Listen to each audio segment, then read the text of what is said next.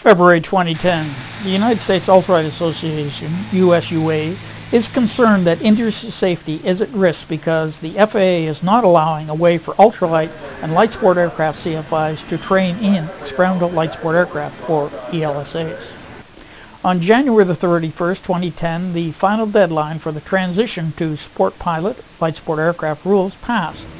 Up until this time, flight instructors were able to provide students primary training using ELSA equipment. With the passing of the deadline, many CFIs have been forced out of the training business since it is no longer financially viable for them to purchase a newer SLSA aircraft as is currently being demanded by the FAA. The resulting loss of ultralight and light sport aircraft instructors will reduce opportunities for those wanting to learn and fly ultralights and light sport aircraft.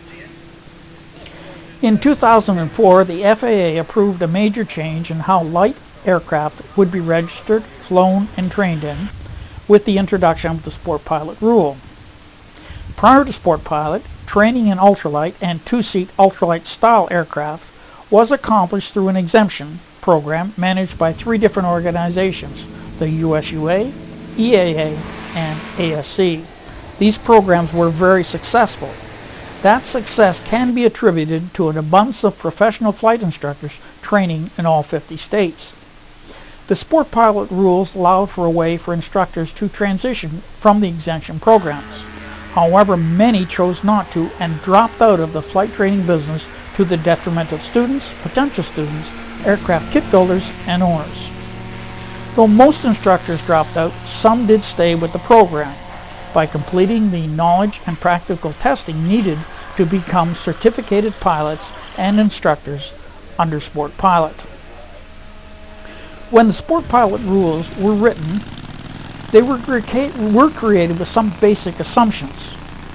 Some of those assumptions were correct, some were incorrect, and some of them were correct 5 years ago but are no longer valid.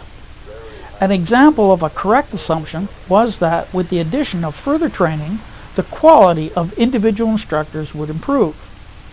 The CFIs who came from the exemption programs were, for the most part, challenged to learn more and accomplish more in order to get those FAA certificates. An incorrect assumption was that most of the ultralight instructors would make the transition. That has proven to be wrong, which has resulted in a dramatic reduction in the number of opportunities for people to get instruction in the entry level of our sport. An assumption that may have been valid 5 years ago, but which is no longer valid, was that instructors normally fly newer aircraft. That was true a decade ago when instructors purchased newer aircraft yearly, selling their trainers at reduced prices to students and aviation enthusiasts who had discovered the sport through the many ultralight and light sport aircraft facilities that dotted the country. If that had remained true, then we would not be at the crisis point we suddenly find ourselves in with the loss of so many instructors and training facilities. The general public and students are no longer being introduced to safe, fun, affordable, grassroots flying. The economy is not what it was 5 years ago. There are fewer people involved in the sport, which has helped create a surplus of used aircraft on the market. That surplus, combined with the soft economy, has worked to depress used aircraft prices. That in turn means that the remaining CFIs can no longer sell their existing trainers for a price that would allow them to put a down payment on a new SLSA. That's right. Under the old system, they could afford to purchase a newer aircraft. Under Sport Pilot, they, in most cases, would only be able to afford a down payment. All of these factors are combining to force the few remaining instructors who transition to Sport Pilot to reconsider whether they can afford to remain instructors. This impacts safety because with the loss of instructors, ultralight and light sport aircraft students and aircraft purchasers no longer have a local training facility to ensure a safe transition into our sport. The good news is that the solution to the problem can be found right in the current FAA regulations. The same section that disallows training for hire with an aircraft having an experimental airworthiness certificate allows that rule to be deviated from if someone applies to the FAA for a letter of deviation authority and has it approved. The bad news is that the FAA has been dragging its feet on establishing guidelines so that their flight standards district offices can evaluate applications and issue letter of deviation authorities. This delay is inexcusable.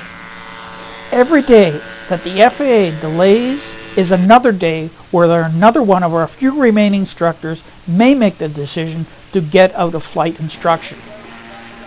Unable to find qualified instructors, an individual may attempt to learn to fly an ultralight on his own, or pilots may not be able to remain current with the travel and other expenses involved in finding a qualified instructor. The USUA calls on the FAA to act and to publish an order so that FAA safety inspectors can evaluate applications for LODAs. This way, the FAA certified flight instructors can provide instruction, including primary flight instruction, in an aircraft with FAA-issued ELSA airworthiness certificates. Effectively blocking flight instructors from providing training for no good, practical, or regulatory reason will negatively impact flight safety. To help USUA move forward with this petition and to learn more about USA's position, visit www.usa.org.